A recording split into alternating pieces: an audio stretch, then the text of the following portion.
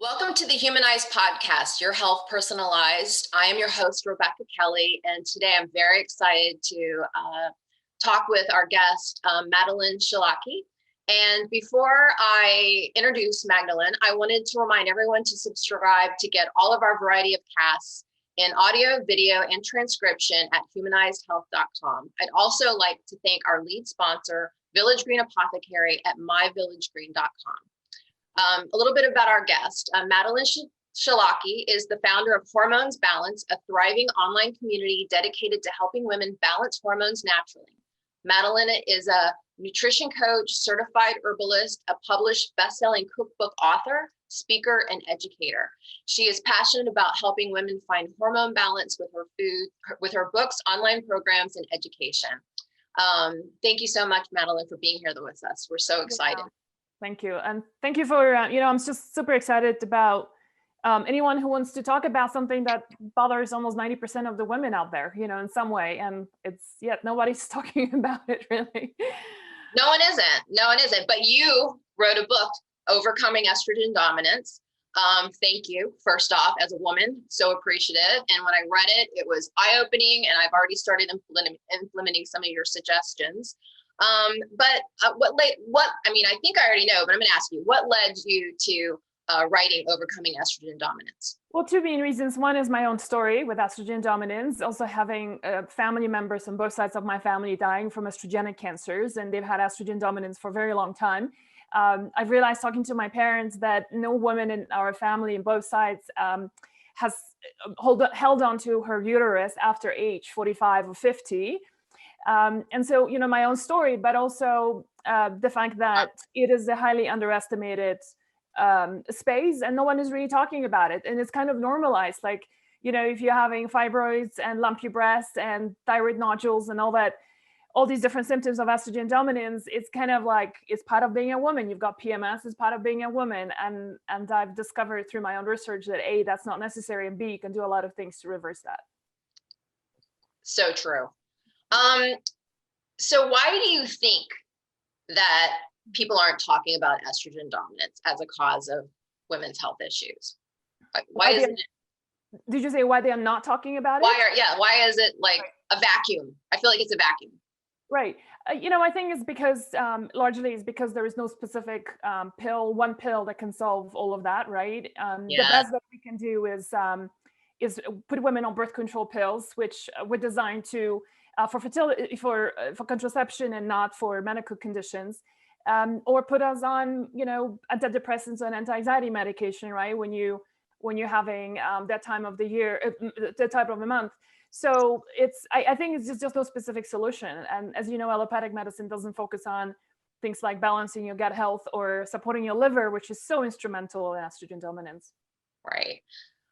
What types of testing do you recommend for women who are struggling with potential estrogen dominant symptoms? Yeah, so the first thing I will say is, when I was in private practice, I had a lot of women walking in with their blood work and showing it to me and saying, look, my doctor says I have no problem with hormones. And yet this person would have a history of thyroid nodules and fibroids, and she's got terrible PMSs, or she's got period for 20 days in a month, right? So screaming symptoms of estrogen dominance, yet she's told everything is fine. So blood work for steroid hormones is a pretty useless diagnostic tool. Much more effective would be, my favorite is doing urine testing, and would show your levels of estrogen, but also how your body breaks down those estrogens, which is really, really important. I also like saliva testing because that shows you the true levels of progesterone. And in a case of estrogen dominance, the level of estrogen progesterone are actually really important to understand how these two correlate. And so saliva testing is a pretty decent test too. Okay. Are there 3 things you would suggest women can do to start taking control of their hormone health? Yeah, so, I think there's a couple of, there's so many more than 3, but if we just want to talk about 3, so I would say the 3 top. The top 3, right? So I think the first one that makes a huge difference is addressing how your body breaks down those estrogens internally, that you produce already estrogens, right? And estrogen. And, I just want to clarify one thing. Let's not demonize estrogen. The term estrogen dominance is, I'm grateful for it, that is recognized and it's a condition, but it also misleads women to thinking that just because I have estrogen, it's a bad thing.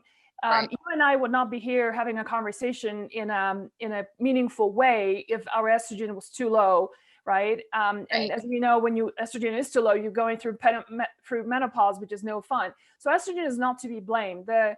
There's various forms of estrogen dominance, but one of the most significant ones to look at and understand is how your body breaks down estrogens makes a very big difference. And you've got those clean estrogens that are protective and they build and support and protect, and you'll have those dirty estrogens that are causing all those symptoms that we mentioned some of them.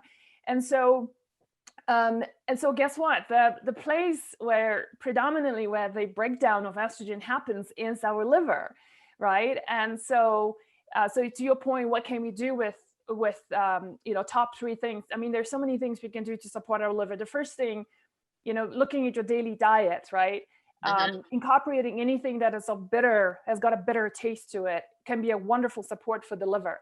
And so, I always say, get rid of the lettuce in your salad, substitute that with bitter greens. So that could be something like arugula or baby kale, excuse me, or mustard greens, right? Chop up some turnips and radishes and put that into your salad, right?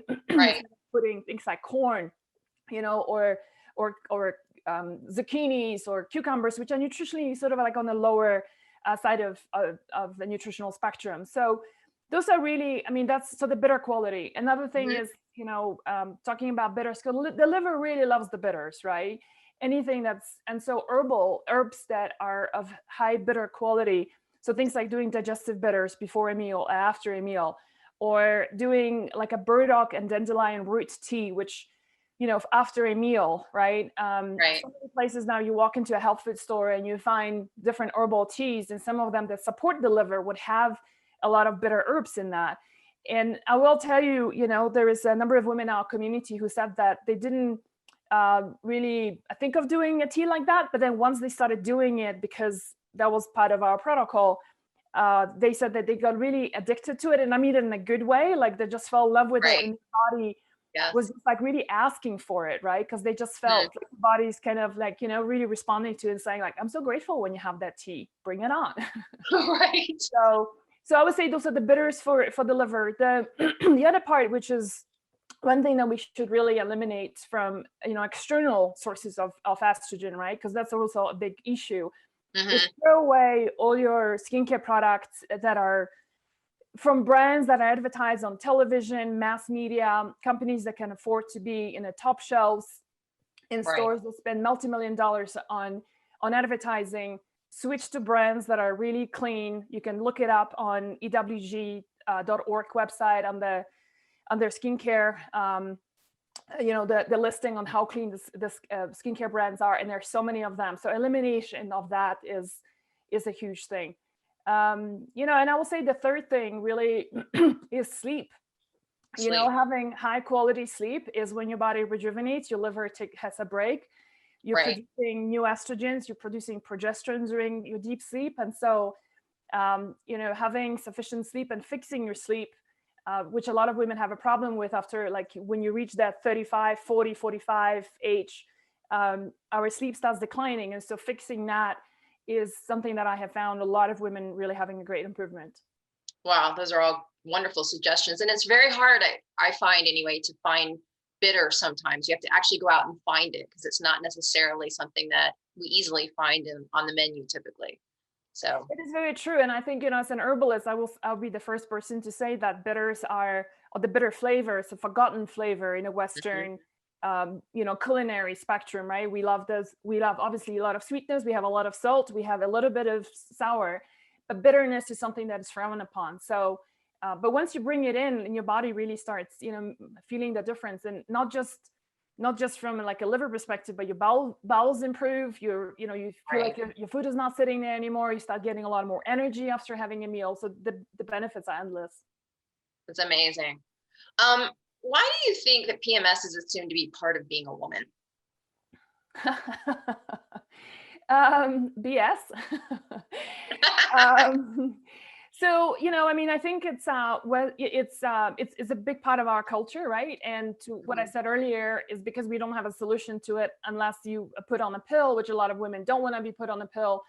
I think there is, I would say that's absolutely not necessary. What I want to acknowledge is that if you look at a chart of our hormones throughout a cycle, if a woman is still menstruating, right? I mean, it is an up and down cycle. So I want to acknowledge that when you are going through, your cycle, it's normal to have times of being really open and Right. dynamic and want to exercise a lot. And there's times, like, for example, before your period, during a period, when you really feel that shutdown.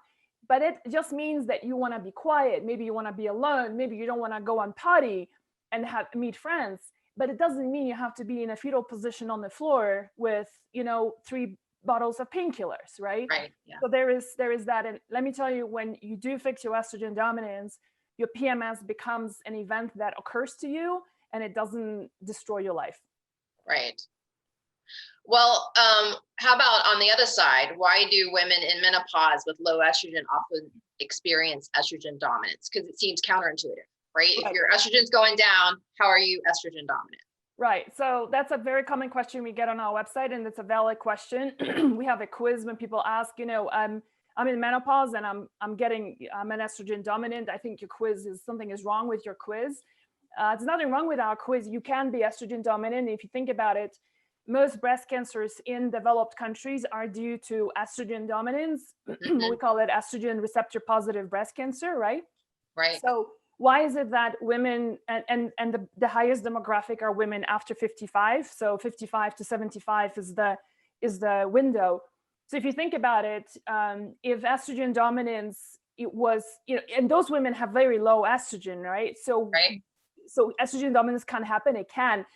So just because as your hormones drop, how you break down those estrogens, however little you have of them, still makes a difference. And this is the reason why, also as we age, our livers, and if our liver is unsupported for all these years, then it makes it much harder for the body to break down estrogen. So you can be low on estrogen, but still breaking them down in an unfavorable way of producing too many dirty estrogens. The second way this can happen is that even though both estrogen and progesterone drop during that time, progesterone unfortunately drops faster and more so than estrogen does. So the proportion of estrogen to progesterone in menopausal years tend to be very unbalanced. And think of estrogen and progesterone as 2 dancing partners. Like if you watch a dance competition, if the guy is too flamboyant and overdressed and the woman is timid, it doesn't look right? And vice versa. Yeah. So great analogy. Yes. Right. Have to dance together. And so, yeah. Right. Wow. Thanks, Madalena. Those are really valuable insights. Madalena Szilaki can be found at www.hormonesbalance.com. That's HORMONESBALANCE.com.